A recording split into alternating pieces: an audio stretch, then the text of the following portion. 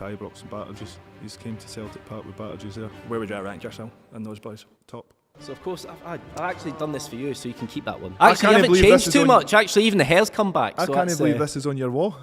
This is brilliant. How close, if at all, were you to actually signing for Rangers? So 2007, get a phone call from hi, I'm Scott Brown, ex-Celtic, and this is Midnight Boxed In. I'm sat here surrounded by 6 Rangers fans that are going to talk some pish about statements I have made. My first statement is, in 2007, you would all love me to sign for Rangers instead of Celtic. Yeah, I'll take that one. My name's Scott and I'm a Rangers fan. I think it's very easy to say that in hindsight, obviously, with how Scottish football panned out over your career, obviously with Rangers being demoted. Did you? Well, first and foremost, so it was an easier playing field for the years that we were down there in comparison when you'd first joined. If I'm right in saying when you were at Hibs and coming through the ranks, you were predominantly playing off the right mid? I started as a striker. Right. This is what most people didn't realise. I was really, really bad up there. So they moved me to right wing. And then Tony Mowbray was at Hibs at the time, then realised I was really bad there. So he moved me back into a number 8 and as a 4-3-3 and just had a free role to use my energy and go and cause problems. How long were you playing in midfield at Hibs before you moved on to Celtic? 4 years, 5 years. If you think about the time you moved to Celtic and didn't move to Rangers, the midfielders that we would have had that season, Barry Ferguson, Stephen Davis, your good mate Kevin Thompson, the following season coming in, Pedro Mendes, that's before you're even thinking about players like Himdani, who done a really good job. Obviously in your first season at Celtic, you came through and you were playing over 30 league games with those other players that were options in the middle of the park for Rangers, to name a few. Would you have had as many opportunities to get those appearances in and then continue your development? 100%. Where would you rank yourself amongst those players? Amongst those players, look, I love Tomo to bits. I would outrun, outfight most people in the playing ground. Like, played Hibs versus Rangers a lot of times, and we went to Ibrox and Batterges. He came to Celtic Park with Batterges there. We struggled against other teams, like, don't get me wrong. Where would you rank yourself in those boys? Top. Better than Ferguson, better than Davis? Yeah. Interesting. Where would you rank me? They're different type of players to you. Maybe the closest comparison would be with Ferguson in terms of the fight, the battle. Davis is more a player who would control the game. You'd play the game at his tempo. He was a good player. Yeah, especially when he came back to Rangers for the second stint. Why did he leave? Got injured, retired. The first time round? Ah, very good. Even Tomo, actually. To be fair, me, Tomo and Guillaume Bouzlin, 3 of us, we used to run year 3 ragged in the middle of the park. Quite a lot of times, to be fair. You say as well, obviously, about when you went to Celtic, obviously you ran as ragged, you struggled against other teams, but in the 5 years... No, it was Hibs, not Celtic. Not Celtic? No, we done alright against other teams. So, did you batter Rangers when you were there? I got a bad memory, shall I say. Yeah. We done not too bad, to be fair. I think the first season, we won the league. Yeah, I'll remind you of something a little bit later than that. So in your first 5 seasons at Celtic, before Rangers got demoted down to the lower leagues, you won 2 league titles, we won 3. That's good, eh? We won 2 Scottish Cups, you won 1. We won 3 League Cups, and you won 1. And Just we also warming up, weren't I? And we also got to a UEFA Cup final in that time as well. He's done alright in the UEFA Cup final. So, you ever played in one of them? You even got close? There's no point playing it if you're not going to win it. You know what I mean? I was too busy worrying about Champions League at that point in time. How'd you do in that? We got last 16. How'd you fare there? We got beat. No. But to be fair, last 16 in European, playing away to AC Milan, Juventus was alright. What I would say is, though, obviously, we've won 8 trophies in comparison to your 4 within that 5-year span, and we've obviously progressed really far in Europe, getting to that cup final. The argument would then be... How are you paying them players? It's none of my business. Was it not? I'm not on the board. I was just asking a question. I think that's probably why. Like, yous were overpaying, and look at what happens now. Still paying the price for that. Like, yous won a couple of seasons, well done.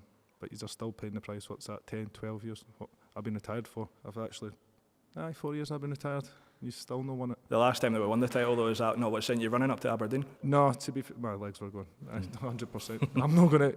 I'll always admit when my legs have gone. You've won the title behind closed doors. There was nobody there. You had no pressure on you. All the pressure was always on us, and we dealt with the pressure in front of 60,000. You just couldn't deal with the pressure. 50,000 fans. He's got so far and capitulated every year. Every January, I seen the lads away in Dubai. Every end of the season, but same story again. It was very well rehearsed, though. That was very good. Your trip to Dubai was good, eh? It was really good. Enjoy it? One? The one in the COVID season. Look, Scotland says we can go. At that point in time, me and Lenny sitting beside people that were in our bubble at that time, so Like, we done nothing wrong. The government okayed it. And, like, part and parcel, dealt with the consequences afterwards. Obviously, going back to the point about the trophies in those first 5 years, I know that we got Still going sidetracked back to by. those 5 years. We get sidetracked about EBTs and stuff like that. I never mentioned it. I just asked how you played. So if we want to bring that up, then I wasn't bringing that. I only asked you. the point being, obviously, within that time period, we won 8 trophies. You won 4 from when you signed, which is the purpose of your question, up to the point where Rangers were no longer in the league. If we had won double the trophies that you had won in that period, did Rangers really need you at that period? Because we were double as successful as you were. To be fair, played against you in the middle of the park cup final and ran you ragged one year, and it was like me, Dazzle Day, Aidan McGeady and stuff like that. And like, we were starting up again. We had to. Gordon came in. He had a lot of good players like Sutton, Hearts, and that I had to get off the wage bill at that point in time, and brought all the Muppets in, like myself, and we kept winning games. Like, we had a wee down period. It happens. Bounce back. It's all bounce back ability. We maintained that level through next 15, 20 years. Yous were down there for a reason. Yous couldn't afford to pay your players. We kept our budget. We kept maintaining our quality players, bringing Scottish players. Yous went for the best players in the world, and it capitulated the club. If we did sign you in 2007 and we went through that period of succession and we did get demoted, there's absolutely no guarantee that you would have stayed throughout that period in the lower leagues. With obviously when you were at Celtic, I know that there's been links to Tottenham, links to Newcastle. How close were you with those moves? To be fair, I talked about this a couple of times. I had a real good offer for Tottenham back in the day. I think it was my second season. I got Player of the Year second season at Celtic, well, for Scotland, and that was well your players by the in that league. They offered. I kind of had a few family issues back in the time, so stayed. To be fair, and like the club were very, very good to me at that point in time. I then was running out of contract. Tony Mowbray was the manager. Lenny just came in, and Newcastle offered me a 5-year deal to go down to Newcastle. Me and Newcastle would have been dangerous, because it would have been me and Joey Barton in the middle of the park. I think that would have been really dangerous. Do I regret it? No, not in the slightest. Would I like to have played down in England in the Premier League? Yeah, look, but I made the conscious decision to stay in Scotland, to play in the Champions League, to get opportunities to play in Scotland. And like, what the club done to me through my hour in need was unbelievable. And look, it's always nice to be nice, and I felt like it was that part of myself to give back as well. Going back to obviously 2012, if you had joined in 2007, I know it's all hearsay, but would you have stayed in the lower leagues, or would you have moved on? Would I stayed in the lower leagues? Nah. You would have gone. Aye. So then, if we go back to 2007, in hindsight as well, knowing what's coming ahead in those 5 years, Hindsight's a brilliant thing, isn't it? when we were more successful than you guys, when you were playing there, what would be the point in signing you just to leave when we were more successful In hindsight, anyway? honestly, you could have signed Ronaldo and Messi, but you didn't. You probably tried, to be fair. Sure, Big Ed came out and says he's tried to sign Messi at one point. Every Rangers fan that I speak to, they're like, oh, we should have came here. You'd have been good successor to whoever else was there. Part and parcel. I think overall, who do you think made the right decision? I think you would have been successful because you would have joined a successful team that was successful in that period. There was always success in Rangers Celtic at a period, but it's about the dominance over the years, continuously maintaining that, and that's where like you capitulated and we just kept going, and like, we went from strength to strength. We got managers in, didn't work, still won the league. We then got Brendan in as well, that we went on to go and do treble after treble after treble, and that was due to having a top quality manager, but also having the same budget as what we can live off it. We talk about 2007, and obviously there was a lot of talk at the time about Like who 2007, who would you, well, that's the point of the question, who would you be going to, Rangers or Celtic? How close, if at all, were you to actually signing for Rangers? So 2007, got a phone call from Hibs to say that I can go and speak to Rangers. So went and spoke to Rangers. So Cloyster and Walter texted me to go and say that you're going to, like, bid's been accepted, blah, blah, blah, like, come and meet us. So I was like, no worries, my man. So drove through to Glasgow in a car park in Sighthill, and in the pitch black, there was David Murray, there was Walter and Cloyster, and they were sitting in a Range Rover in very dark car park, so I've jumped in the motor. Blared away, like, everything was fine, no problem whatsoever. Got on brilliantly with Walter, who's Scotland at the time, and Cloyster's unbelievable. Great chat. Him and Tommy when they were away with Scotland was exceptional. 3 or 4 days later, got a phone call from Celtic saying, look, we've also matched the bid.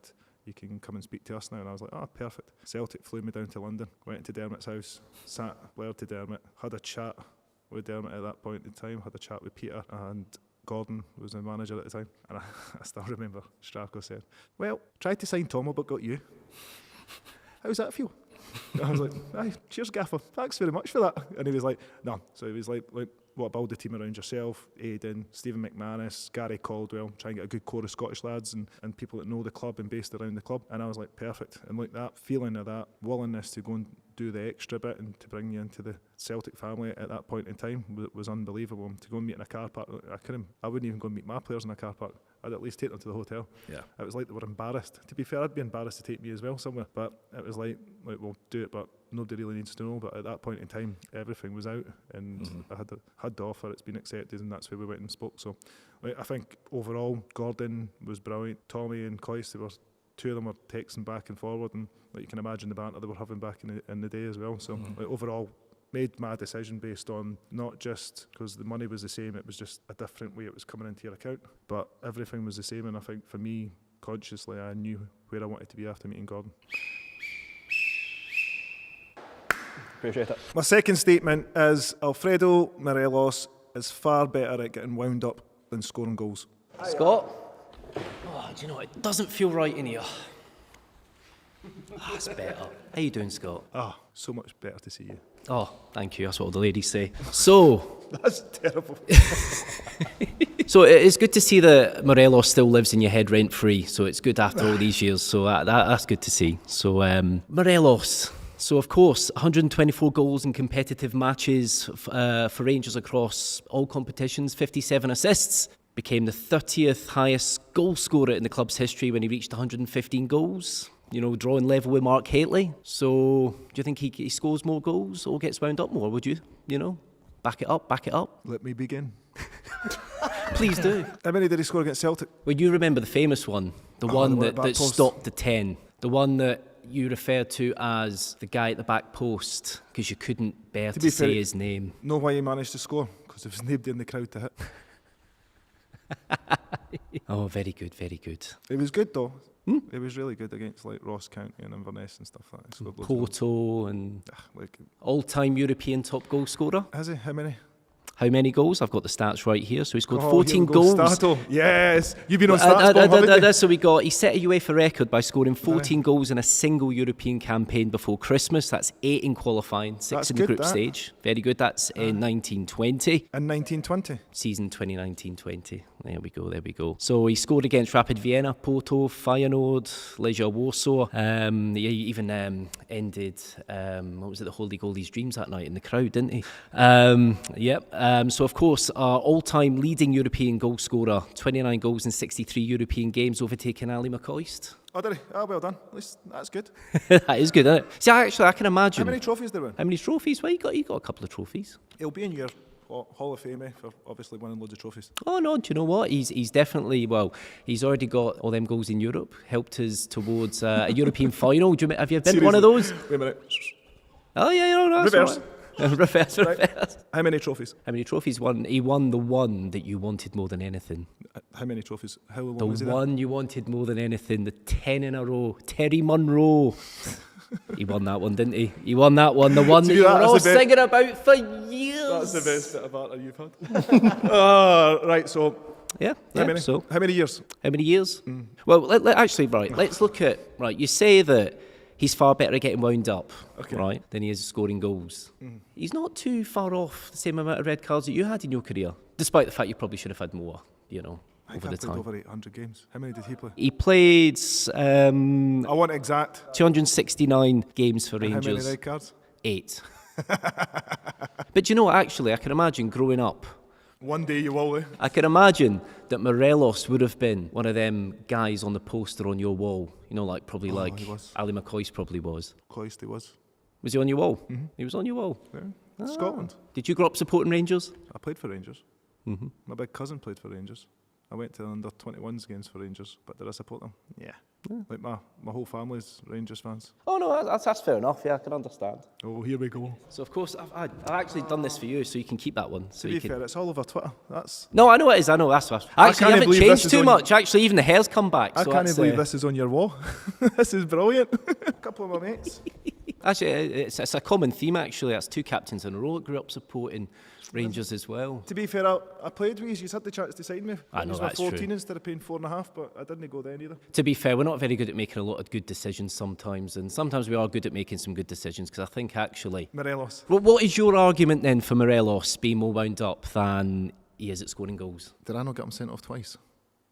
Maybe. I probably only played against him, He actually got sent off more against Celtic than he scored goals. That's to be fair, what about the sitter he missed at Ibrox? Well, do you know what? Well, yeah, no, that was a sitter. Yeah, he was partial to a sitter. I think he went about 14 Old Firm games without actually scoring or something like that. That's almost close to me. I think that he got under your skin a little Oh, he bit. did, I yeah. think you met your match a little bit. Somebody that's not too dissimilar, that likes a little bit of a wind up, that likes to, yeah. He wound me up really well. Oh, well, yeah, He stopped 10 wound in me a up. row. I know what? The only reason I retired, right, was because Because of Morelos, my I found. I arms were forgot too it there. sore doing this. So I decided, see, instead of going to the gym, I'll just lift the trophy at the end of the season. I think, you know what? I think that 10 has hurt you more than you're saying. Oh. Now, you're in a safe space here. You're in a safe space. You may be Rangers fans, but you can let it all out. It's okay. I'll cry It's myself okay. to It's okay. So, how would you wind Morelos up then? As you say, you got him sent off twice. I would either leave him on the ball, let him finish at Celtic Park because he really struggled there. It's obviously a very hard place to go and score goals. It is. 60,000 fans not liking you. We done it quite a lot at Ibrox, to be fair.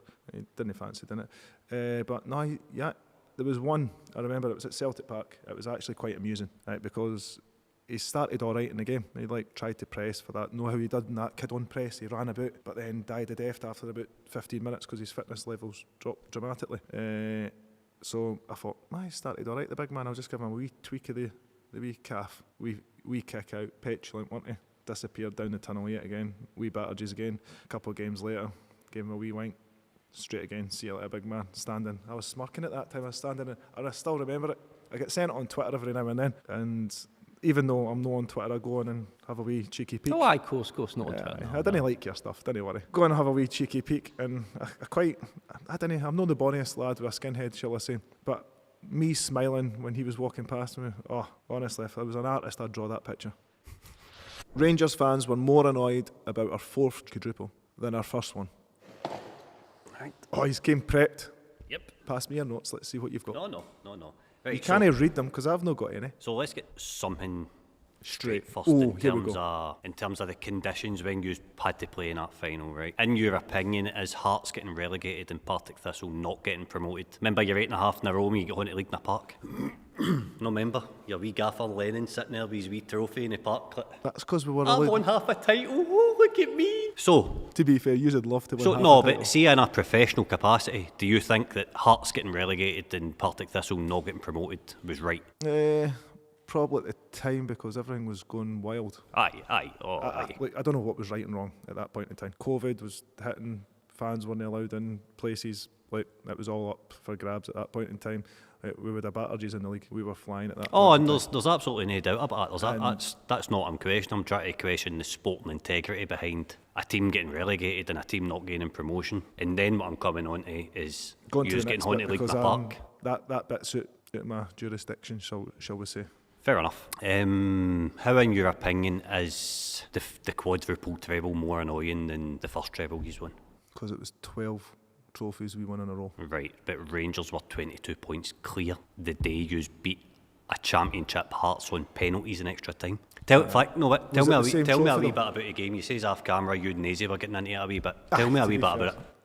I love Nazy, right? We've got a love-hate relationship, right? Whenever we Similar play, types of players in terms of how he's like, played he the was game. a horrible guy, but I wanted him in my Scotland team. Aye. He did, all the time. You always wanted Nazy. And he hung really well in the air as well. He was nasty that way. But there was a wee bit, so there was a game before, right? And we played at Tynecastle, and it was getting heated. And it was always me and Nazy. It was always the two of us. Two of us were bald as a coot at the time, right? And it was, Hearts were doing actually no too bad in the game. And I've made a slide tackle. I can still remember it, right?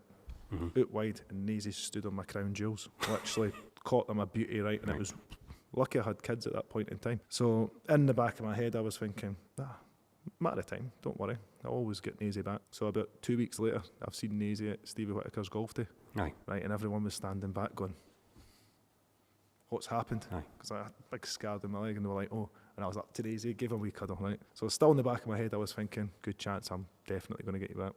So cup final comes, we're running about, we're smashing each other. To be fair, they started going up, we started going, scoring goals. I've went off with cramp, Nazy's went off with cramp. I remember it's extra time. The two of us, right, see, because there was no fans, right, we didn't watch the game. We shouted abuse at each other for the whole game. Every tackle that was made by a Celtic player, I was like, get it up you, as I could imagine. Aye. Nazy was giving it back. Every time they scored, he was giving it. Every time we scored, then it went to penalties. And then it was like squeaky bum time at the time, to be fair. But as soon as that last one hit, I've hobbled as quick as I could down the stairs, straight in, and Nazy's face was like looking down, but the two of us were like, mutual respect at the same time. The two of you want to win games, it was part and parcel. Right. You want to be nasty for 90 minutes, and I think that's what's probably missed in football. Aye, definitely. I love the hatred, I really do. I buzzed off the hatred. See, the more people went booed you, they got into it, especially at Ibrox, I absolutely buzzed off that. See, if he's all went quiet and says leave him on the ball, I'd have probably panicked. Aye. I probably would have. I would have been like, they didn't like me. I really enjoyed the whole part of being hated, and I love the environment, the Rangers, Celtic, getting the crowd back in, and that 6,000 fans, because see, when you win, especially away from home, it means so much. And you loved the amount of times we went to use and seen your stadium empty, but we had 150 fans in the corner. It's terrible. And we went with Hibs at the point in time as well. We went to Ibrox and Celtic Park, and we done the same. It was like 900 fans.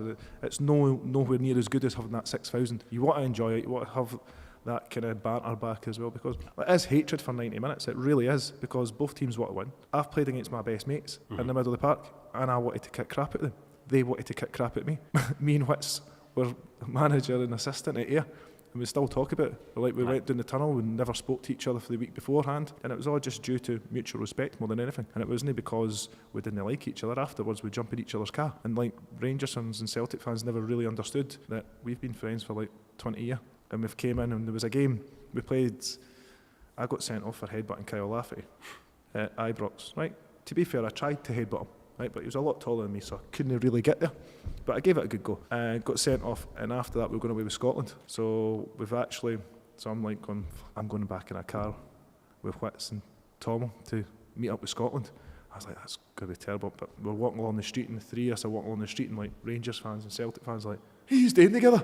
I'm like, it's 20 years of friendship. There's 90 minutes of hate and kick crap at each other, but it's like training as well. We battered each other in training, but it was to make each other better as well, but also to hopefully get that little bit of banter as well, but also to get one over your teammate as well, and for the best for Celtic, and Tom would have done the best as well. I remember, I think it might have been Lennon's post-match at a time where he's won the quadruple treble that day. Was there a sense of relief when I he's think won there's it? always a sense of relief when you win a trophy. There's a lot of anticipation of us automatically winning it.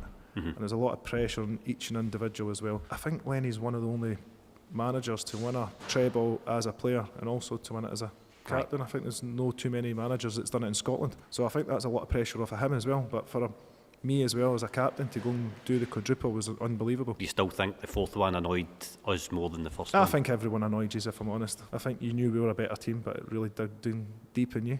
And you hated us, and I loved the hatred as well. But if you flipped it, could you imagine what it would have been like being in your shoes? You having winning those games week after week and winning trophies after trophy. Right? You got to make sure you earn the bragging rights, because the better teams don't always win the games, but it's the teams that will grind out them and know how to win those games will take it as far as you possibly can. And we had that team morale that you can win games week after week, and we were not always going to play great football. We played some great football under every single manager, but we also had to dig really deep in games, because there was a point in time, I want to say Brendan Rodgers, Motherwell away, it was invincible treble. Right. We went 1-0 down, Louis Moult scored, we went, I don't know if it was 1-1 to 2-1, then it was Tom Rodgett late on, we ended up winning 4-3 in the game, but Brendan's changed, we never played a back three ever. We went 3-4-3 and we just pressed 11 daylights at them. Colo Touré played at the back, and I think it was one of his last games for Celtic at that point in time. And it was like small details define you as a player, but also define a manager and define your season as well. So those moments, did we get lucky? Probably.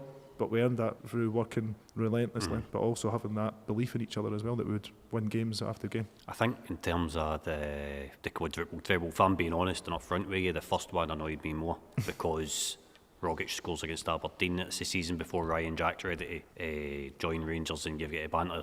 Here's with Pedro Caixinha, Carlos They were Peña. good years, to be fair. Aye, for you, aye. Aye, for you. You not enjoy them? No, not really, no. No, I quite can't- enjoyed them. No, I can't say I did. I can't say I did. At least I'm honest about To it. be fair, Johnny Hayes should have squared the ball to, can't mind who it was. They had a good chance. They broke Oh, out. it was Johnny Hayes at Aberdeen. He was at Aberdeen, so Johnny scores for a free kick at the edge of a corner for the edge of the box. Griff's are supposed to be marking him, so Griff goes front, ends up being front of the edge of the 18-yard box, moves for some reason. They clip the ball. Johnny finishes back area. Then we go 1-1, and there's probably about 80th minute, they have a run up the line, pass back, but I think it's Cal that makes a great interception at the time. And then after that, Tom goes and scores, like, wonderful goal. That day to me felt like when Broke the ball, your heart, didn't it? when the ball hit the back of the net, you knew the quality of manager you had in for a start. I don't think we're going to see a manager of that quality coming in again for a long time, unless there's some big money invested in Scottish football. No, Brendan was unbelievable. Just for my career, right? Lenny was brilliant. I had Gordon right at the start, and it's 3 managers that I still speak to now. Right. And there's a reason I still speak to those 3 managers, because they probably influenced my career more than any other manager did in the whole entire time. Look, you've got to be lucky as well. You've got to have that little bit of luck as well to be in the privileged position that we are. And even at the start, Hibs didn't have any money. Me, Tomo, Whits, Gaz, Deeks, all the lads came through because they had no money, they were skint. So you've got to be in a position, but then also have the ability to keep going, to keep driving it in as well. But I think Brendan, for me, I was 30-year-old at the time. I was close to retire, well, no close to retiring, but started to think that, what do I do next? Where do I go? I've popped my hammy a couple of times, probably knowing the best playing career as I probably should have been in that at that time. Being in my 30s, I should have probably been in my prime. And then as soon as he came in, he changed my whole routine, training regime, fitness levels, mentality, and that was due to a manager having belief in you, but also he installed everything from me to give to the lads as well. It wasn't just dictated by him, it was dictated by us on the park as well. See, just sort of one last kind of point or question. See, in the 10-in-a-row season, obviously the COVID, there's an awful lot. Celtic were really, really struck by injuries. There's a stigma. We were poor, to be fair. There's a stigma attached to that season that Celtic didn't win it because the crowd wasn't there, and Rangers won it because the crowd wasn't there. Yeah. I'll back that up. I think that I do believe that. Do you think it would have been a closer title race if That would be a the lot crowd closer. been in? I think, look, if you look at Tavernier's captaincy at the time, how many trophies he's won compared to Cal and myself at the time, you got, like, we had that winning mentality to drive to get over the line. He's never really had to get over the line at that point in time. Like, he won a couple of trophies back then, but like to keep going continuously, they've not really had that kind of drive, that influence throughout their career. So where Cal's been driven, Right. I got driven for Lenny, and it was like built into you at the start, and Gordon really installed it to me to start with, because we were at Hibs. Like, we beat Rangers, you get beat for Dunfermline, no disrespect to Dunfermline. Then we would beat Celtic, we would go and get battered for Hearts, or we'd go and get beat for somebody else. But to have that continuously, to go week after week to win games, to have that mentality to go, it takes special players to play, because you've seen players come for English Premier League, like for Rangers, Celtic and other, that struggled because the crowd, if I'm honest, and the crowd get on top of you. My next statement is, Joey Barton came up to the Scottish Premier League, yous were all buzzing, and I managed to send them back down to the English Premier League. I'm not going to lie, right? I met Joey, I was managed at Fleetwood and he was at Bristol City, and it was fucking unbelievable. I'll tell the story on this as well, right? It is fucking priceless. So we've scored in the 96th minute, right? Bobby Madden was the referee, and there was only 2 minutes. 2 minutes. He's down We there. went down for 1 year. No, And there was 2 minutes injury time, right? We scored in the 96. Joey got sent off in the 94th, right? So we've drew the game away for him. We're fucking buzzing. He's doing the walk of shame all the way around, right? So after the game, he's like, come on in, have a beer. So we've went in, right? Our chairman obviously sacked him at Fleetwood. So he's chapped on the door, and he was like, came in, and he's like, I'm all right to come in? He's like, aye, come on in, chairman. He fucking turned the lights off and went, let's fucking get him! That was one of the funniest things I've seen. You seen the chairman like fucking panic?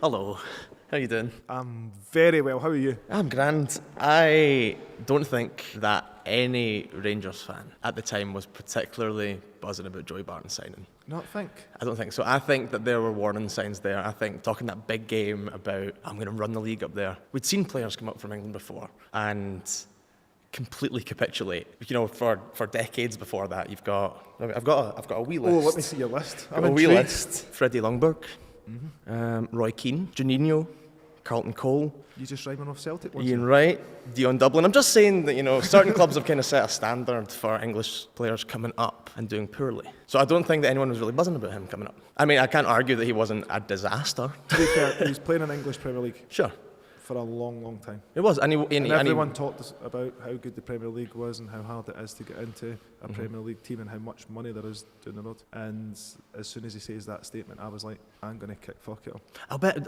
that's, and you can't have been the only one to think that. I think No, clubs all around Scotland would be thinking I that. think, like, you look at when he played against Kelly's and stuff like that, like, you come up to Scotland, right, and you've got to, if you start that you've got to be able to back it up. He got megged by Ali Crawford from Hamilton his first game. It happens to everybody, I'm not going to lie. Ali Crawford's probably megged me as well.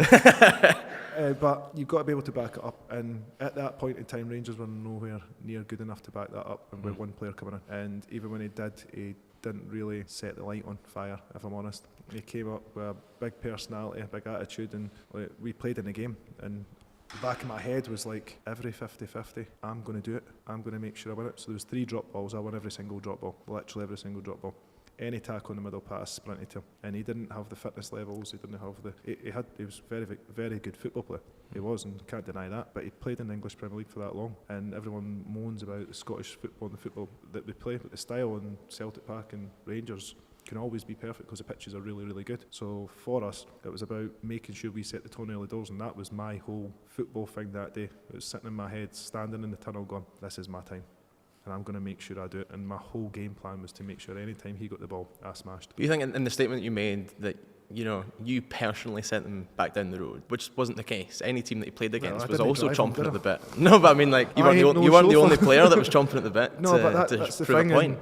Everyone wanted to do that. Aye. See, because you've got that big personality, big ego, I'm all up for. Mm-hmm. You need to make sure you back it up weekly. Didn't back it up, wouldn't win games, and then went back down the road and played in the English Premier League for another 2-3 seasons. So for us, it was never a bad football player. He just probably underestimated Scottish football, and I think riled up a lot of people in Scotland, and everybody in Scotland thought, right, this is our opportunity to go and get back at what he says and what about the league and stuff like that. And the league, it might not always be pretty on the eye, but tell you what, there's a lot of good football players, there's a lot of hard-working players, and they take that as disrespect. And I wanted to make sure I taken that disrespect as well, and I went to settle the shop, as did probably everyone that he played against as well. And I think that the disrespect is evident even from a Rangers perspective, though. That's kind of the point I'm coming at here, is that... I would say, who's the press officer at the club? Because when you sign, you should never be saying anything like that. They should be automatically, you come into Rangers, this is what we say, this is how we talk. Celtic, we get drilled. Right, talk about the next game, focus, commitment, this is what you do. Standard. You never talk about 5 games ahead and playing Rangers and Celtic. It doesn't matter. It's the next game that always matters. Aye. Even, look, I'm at Ayr, we talk about one game.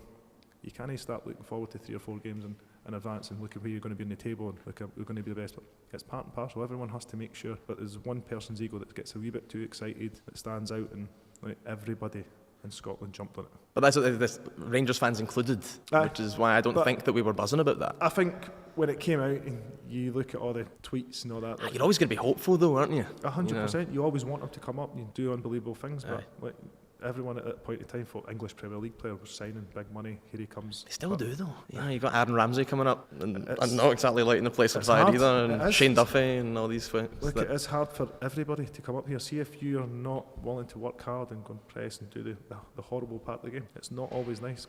See if you're playing away at Ross County's Inverness on a Tuesday in December. You can't afford to carry luxury players for those sort of games. It's very, very hard. We had Big Samaras. He didn't like going to Inverness and Ross County, but he'd turn up when we played AC Milan and stuff like that. So you give players like that the benefit of the doubt. Joy didn't turn up. Yeah. It's hard to really say much more about it, because and I think I speak for everyone here, that Troy Barton was a disaster, and since then has also been the sort of poster boy for people from the English Premier League coming up. Yeah, there's probably like Alan Thompson, Chris Sutton, John Hartson, all came for the Premier League, but they played underneath Martin O'Neill. They won a lot. They got to Seville. They done really, really well. So there's a lot of hope as well, and there's a lot of good quality players, and probably loads at Rangers as well that's came up from down England as well and done really well. So I think they've got to understand what the Scottish lads are like, what the dressing room's like, what the weather's like, and then it's all about winning games. Because I'm not going to lie, you could be as good as you want, but see if you didn't win a game at Rangers and Celtic, you're a has-been. It's simple as that. I'll give you a good story about Joy though. We bumped into each other again, and they made a huge thing of it down in England, right? I was nobody down in England, right? Joey's still a big personality down in England. He was at Bristol City. He'd been at Fleetwood 3 or 4 years before me. So we've played them away from home. We are 2-1 down. 92nd minute, there was 2 minutes injury time. He gets sent off. So he's walking around the edge. And then Sean Rooney for us at Fleetwood scores a header 96th minute, right? And our fans start bouncing at all our benches on the pitch. It's fucking flying, right? Gets him, he's like, afterwards, pop in, have a beer. So I was like, this could go fucking one way or the other, if I'm honest. But he was brilliant. worse, to be fair. And then our chairman came in at the time, so he's like chapped on the door and obviously knew Joey and stuff like that. He chapped on the door, he's like, I'm alright to come in.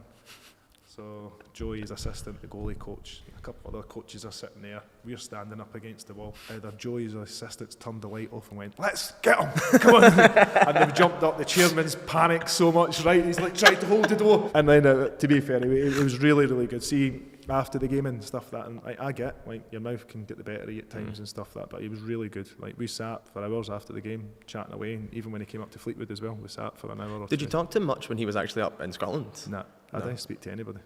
I'm not going to lie, even Tom O'Witz coming up to a game, I would never speak to any of them the week leading up to the game. Sure. Stay well clear. Had to get my mind set and get in my zone to make sure that I was ready for games. I didn't want to disrespect them with texting them, thinking it was just going to be a nice wee friendly match as well. So like, we always kept our distance. It's part and parcel. Never really bumped into any Rangers player in Glasgow, if I'm honest, because I never went to Glasgow.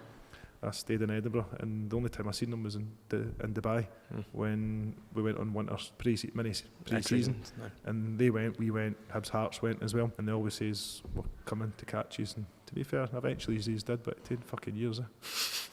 I mean, was that the only interaction with Joey that you've had since he came up here? Just Fleetwood, and just Fleetwood. That was it. As a player on the pitch, away from that, nothing whatsoever. I'm assuming he's not the sort of person that would ever hold his hands up and admit that what he said before joining was wrong. You can ask him. I'm sure he's got a podcast. It'd be really nice to ask him on that and see what he says. I'm sure I'll get a word on edgeways on his podcast. Oh, come on, you must have something else to hit me with.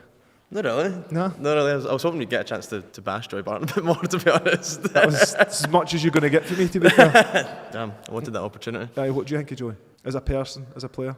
Going down England? I hate him. I think he's a scum. I think he's abhorrent in every way. I think he was an arrogant prick who ran his mouth before joining the league. I would have said that if he joined any other team in the league, you know, but Well, saying that... in our changing room was his message. Say again? Every message that he put, we had in the change room before the Exactly. It's such That's it's how such a you rile stupid up thing to do, yeah. game. Teams. It's- That's what we buzzed off that, if I'm Yeah, honest. It was there, we were like, right, let's do this. Of course And you it was did. like one after the other, and he was like, he must have thought, what have I done? And it was like 20 rats on the park running about smashing each other. Aye. So it's part and parcel of football. You need to do the hard work, you have to do the grind before you can start rolling your mouth off. Aye. It's that boy in fives who was like, you know, semi-pro for a while, coming in and playing. Obviously, everyone's going to want to snap him. 100%. I've been there as well. I'm not gonna lie. My mouth got the better of me as well. My speech played during the games and that, I would make sure I got into your head. I'd happily speak to you and say, you're doing well, mate, go and get the ball. There you go, let's see if you can pass it forward 60 yards. On you go.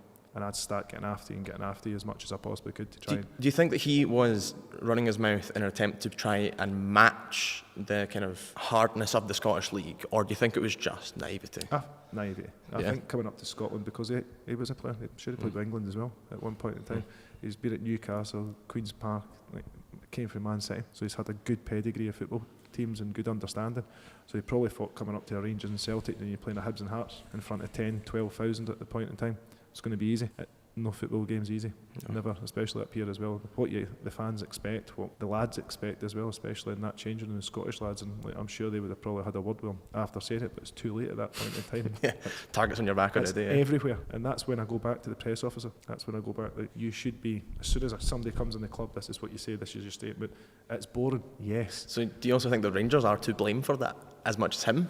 Well, For letting him... if they're run his I mouth? don't know if it was club media or if it was beforehand. I don't know, but if it was club media and he says that, then there's a huge problem there. Graham, that was easy for you. No, I know. You actually ran out of slaughtering Joe. My banter was never that bad. Rangers fans just taking it too serious. I'd shake your hand, but you're too far away, you know. I wouldn't want to shake yours, probably. Oh, don't break my heart. I think that you need to be an example to some extent, or at least responsible for your actions. And and did you have any positive intentions with any of your actions? And did you say earlier in this that you are buzzed off the hatred? Yes. And so is the winning not enough? No. Right. So how is that being taken I too got under your seriously? If you've skin. got a genuine intention to goad, not only like players, fair game, gamesmanship, fair play, but beyond that, actually going towards opposition supporters because I loved it. Yeah, Really which did. I'm saying people are well within their rights as paying punters to take seriously. I'm talking about when you were up in the advertising hordes at Ibrox. I'm talking about when you went in front with your sunglasses on at Ibrox. I'm talking about away I at want to know who Parkhead. turns up with shades on when it wasn't that sunny at that game. But thanks. And what? To be Right. fair, thanks very much to Celtic fan. that done that. Well, the point is, that is a reasonable thing to be aggrieved at. And for you to say otherwise is ridiculous. Okay. Right. So for 90 minutes, you can shout, abuse, whatever you want, right?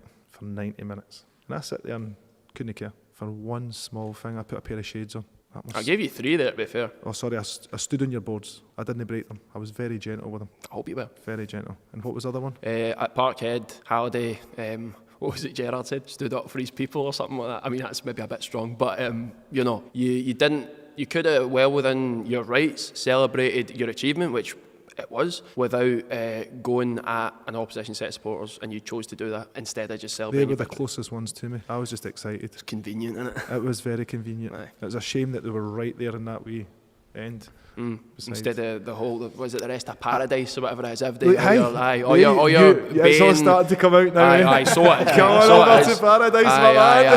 aye, aye. We'll get you a sleeping tablet and you can sleep through the whole 90 minutes. Do you know, the thing about Celtic, sort of Parkhead as a whole, right? You've got this greatest, you know, all the things you say about Parkhead. Parkhead's a whole. What about walking up London Road there? Look at that. You've got. Well, since they built the Emirates, it's maybe slightly better, but That's you know. lovely. Point being, you've got a stadium full of these supporters who are apparently the best in the world, and that wasn't enough for you to celebrate with them. You had to celebrate in spite of the opposition Yeah, but I supporters. celebrated with the best in the world, but also the other ones that were there as well. Right. I thought you would want to be part of celebrations because it's been a long time since you've seen some. So I just thought I'd show you what to do.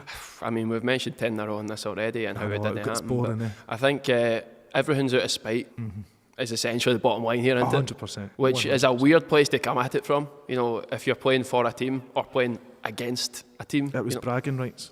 right. Bragging And rights you is had so them good. without involving the opposition supporters. No, I just celebrate beside them, not to them. Beside them, right? So we're moving the goalposts quite substantially. No, the corner flag was still there, and I just got right there. There was no goalpost, like you never got close to them. So it was like the corner flag where you usually kick the ball along in that area. So I had to go and get the ball back, and like, at the end of the time, We do love a corner, and we do love to somehow be counter-attacked from a corner. I'll give you that. Although we've been better this season. I would like to say I've watched, but I've No, not. you're too busy being in London when you should be in there, eh?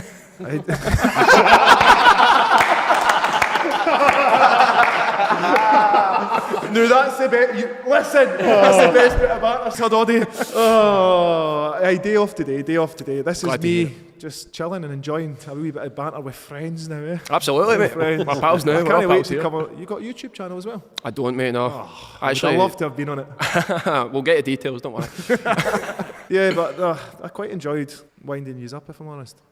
I've enjoyed being wound up, so the feeling's mutual. But I think, to your point, it's not been taken too seriously. It's proportionate. You've wound people up intentionally. They've been wound up. You do But have I've done that in the pitch, right? Never outside. the quote, which I agree with for you, is that football should stay within the stadium. But we both know it doesn't, and you've got some sort of responsibility. Not that you deserved everything you got from probably deserved a minority of Neanderthals. That's not what I'm saying. I'm saying that you have a responsibility as a public figure to expect what's going to come, and then it comes, and then you're like, oh, it wasn't that serious. It wasn't all that. It was. People pay money. People get wound up, too wound up, and then you. That's not my problem if they get too wound up. It's not your problem, but you do hold some responsibility for it. What about when yous won? Same goes. Who did the winding? Who was the Bruni? You didn't have anyone with a bit of personality, did you? Well, maybe that's the problem, eh? But no, that's not what I'm here to debate. That's a fair point. Your debate, hey, I'll take that on, and I'll maybe think about in the future that if I gave 2 fucks. Nah, I didn't. Nah. I quite enjoyed it, if I'm honest, right? And I really do still think, see, at football, go and have a bit of banter, go and slaughter me for 90 minutes. Stay with the teammates like that, yeah. It's more personal, it's really good, right? So I can hear the away fans slaughtering me, the individuals, 20, 30, 40, 100, whatever it is, slaughtering us. I quite enjoy it. Like, the more personal it is, the better it is. It's 90 minutes. Actually, I went with my pal the other week when you get sent off against Thistle, and Proud moment, It yeah. was. I heard Was all that that. too much as well? No, that was just right because actually I forgot you were the manager. Turned up and I went, Scott Brown's the manager. I need to support Scott Brown today. And Did you I have your airstrip on? Oh, that's aye. There's some loyalty somewhere, you know. We're bonding now. We're bonding. If these get I'm some, going to just need to turn you find to the it. good side next, ain't I? Aye, try. I tell you what I will say, right? I know I'm supposed to beat your throat here and all that, but I remember when you stepped up to the plate with Glenn Kamara and supported him after he get racially abused, and I'll always respect you for that, and every Rangers fan should as well. However, I'll give on that. Nobody Absolutely. should ever be racially abused, and that's Absolutely. one thing that we stop at football, like slaughtering people. Like if he's terrible, he's had a bad game, get off them. sure, but that, I remember that, and even like my dad remembered. You know, there's people that probably wouldn't have too many good words to say about you that say good words maybe, you know, about that, and it's good but that you also see a line and I think everyone's a human being though. At the end of the day, agree. But like you take everyone as it is. Glenn was a really nice man. He was. I met him down in Leeds, I says earlier, and we spent 10-15 minutes chatting away and stuff like that. And like he was a good player, still is. Done Totally. really well for himself. No, I But agree. that's just too much. And like the hatred that he was getting online and stuff like there's a lot of keyboard warriors out there. They sit there for so long, right? Never go to a game, slaughter people, want to do all sorts, say things. Like, you do things for 90 minutes afterwards. I honestly couldn't care. Agreed. Like, till the next game, like you've got those bragging rights. You stand there, you're in charge, you're on top of the league, you're wherever you are. Next game comes, then go and fucking own it. Know what I mean? It's your opportunity now to go and set the record straight. You've got 90 minutes. Come on, whether it's Glenn, it's somebody else. Like that part of football should never be seen. But the part of me wanting to fight and to win for my club and to have that smile on my face, of cheekiness as well, I loved it, and I'll never change that for the world. I never would. And I'd like to see other people like Cal's different captain what I am, Tavernier's a different captain what I am. Everyone's different. Personalities are different. That's what makes football so good. And the game's changing. It's getting a little bit softer, I'd say. You can't tackle, you can't do nothing, and like, you offend everybody with everything that you say these days.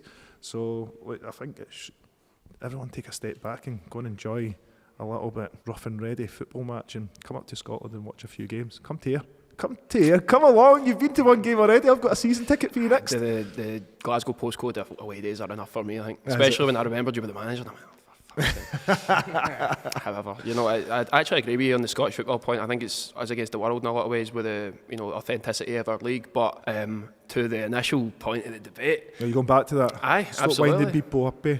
Oh, please, I am. Don't wind people up after winning games. They shout abuse at you. I couldn't care what you shouted, honestly. I couldn't care what you say the other day.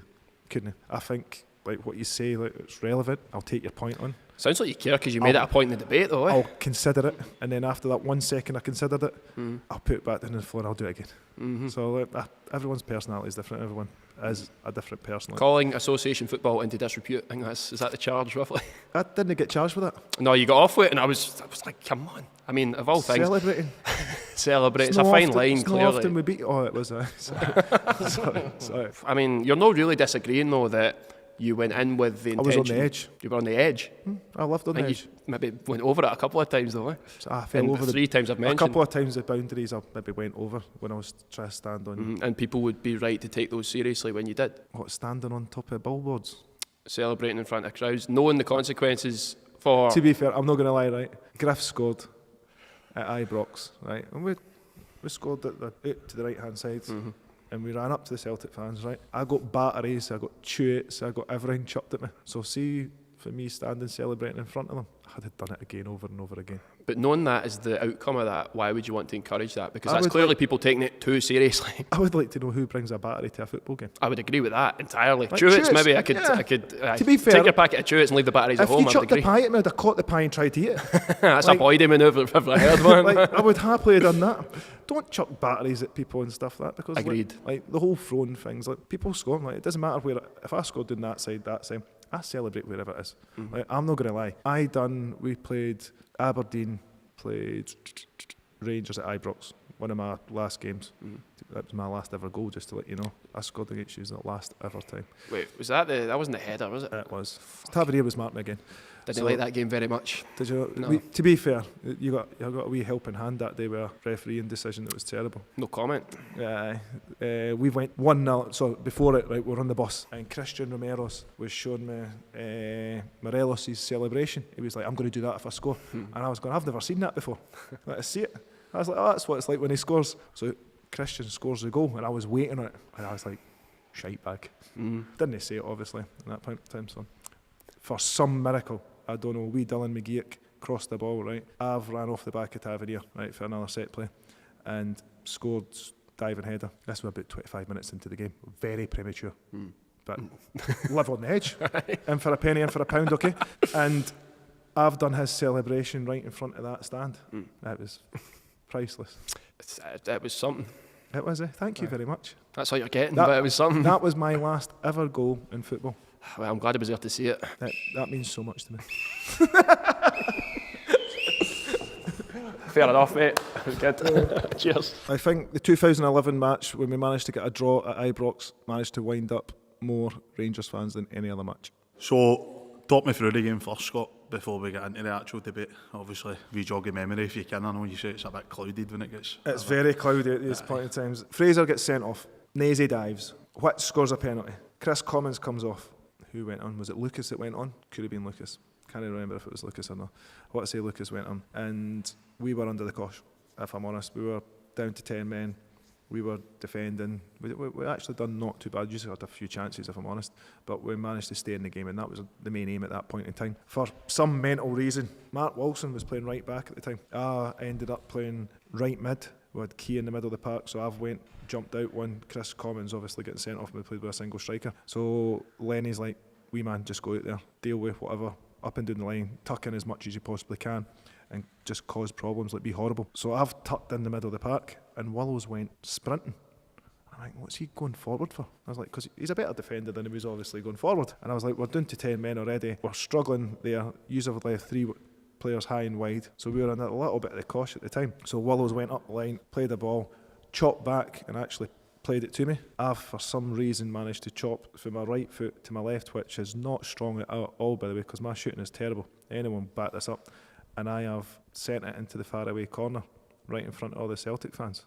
And to be fair, I couldn't believe it, no matter them. And I've turned around and Juff's there, and I thought, fuck this. And I've just chucked my arms up, and the chaos has kind of started to happen a wee bit. And I got booked for standing still and putting my hands up. And that's probably, when we talked about the worst bookings, that's right up there as well. Because I stood, I celebrated, didn't run in front of the crowd, didn't do anything.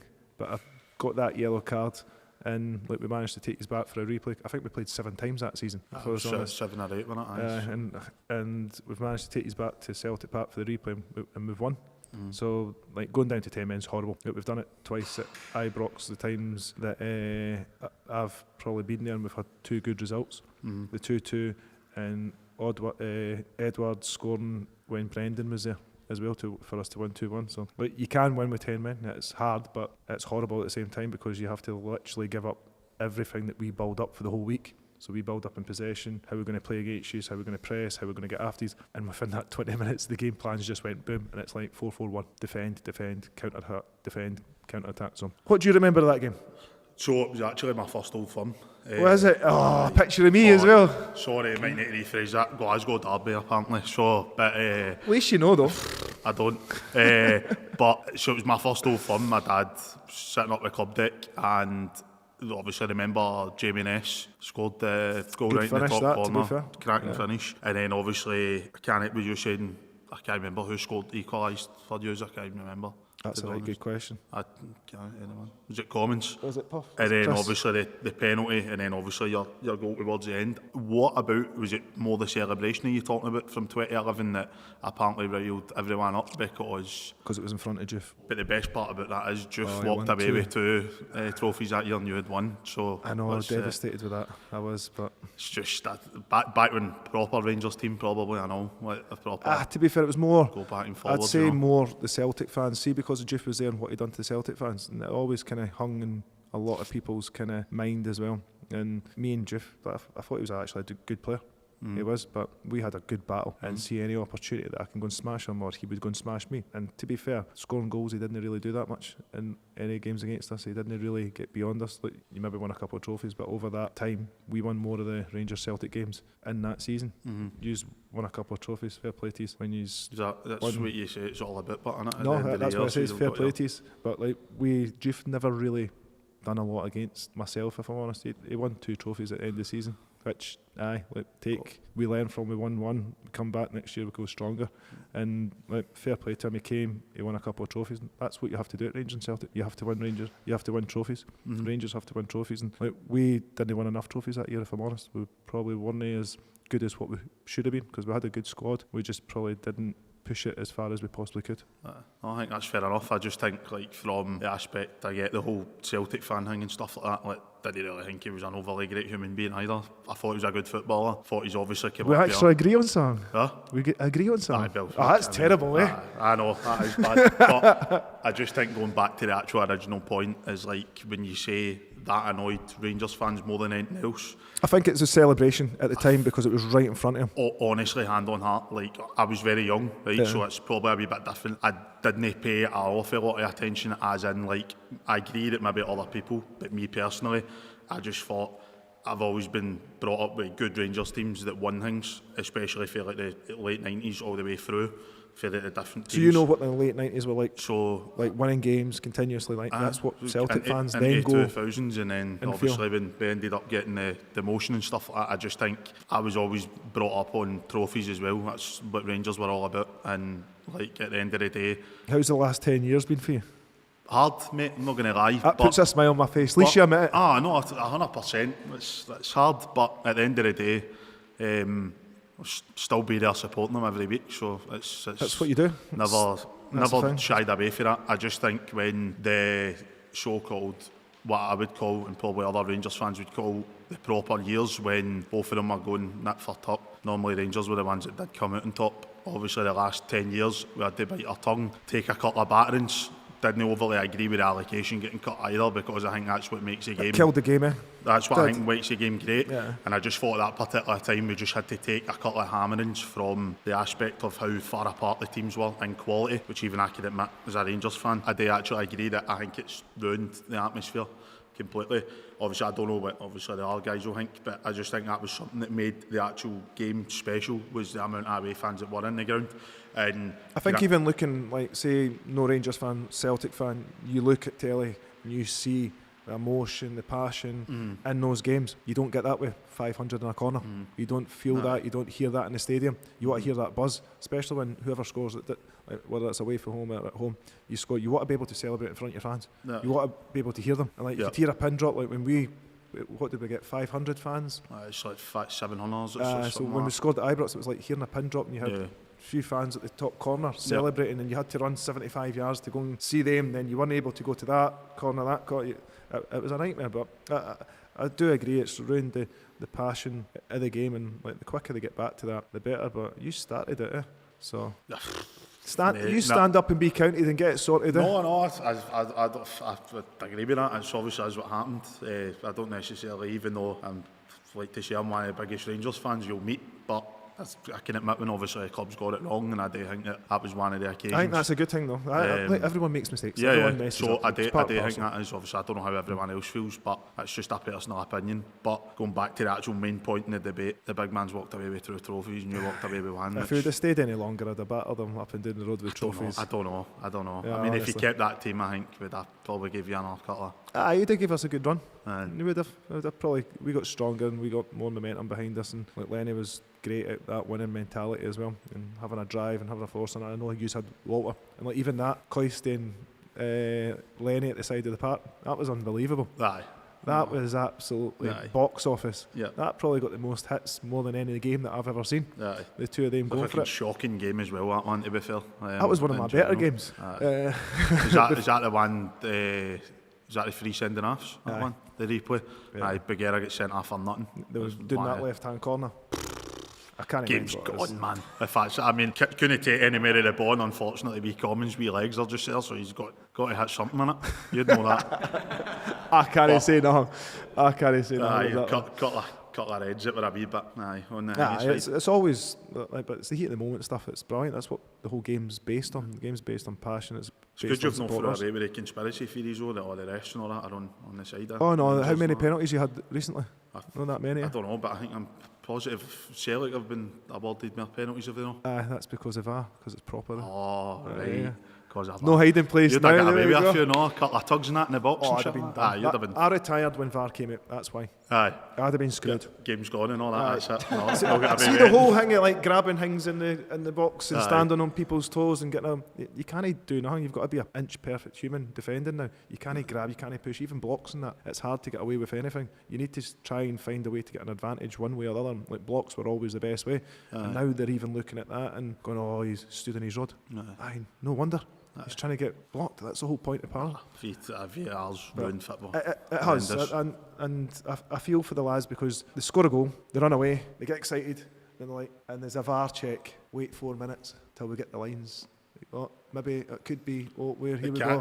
See, when they start doing that, can it be conclusive either? So To be surely fair, you the just UEFA allowed the ones goal. now, the UEFA one for the Champions League, Yeah. is straight away the Yeah. line comes, it sees your body motion and stuff like that. It's going to get better. It will get better, but they can't have that many apologise throughout the whole season to clubs going, "Oh, sorry, we got that wrong. We got that wrong." It's big things That- at stake. There's That's what titles, VAR's for. relegations and that. Referees are going to get things wrong. I 100% agree with that. But that's there to back it up. Yep. And see, when that gets it wrong, that's the problem. Yep. That's the No, I biggest think part of that's fair. football. And you would rather go, know what?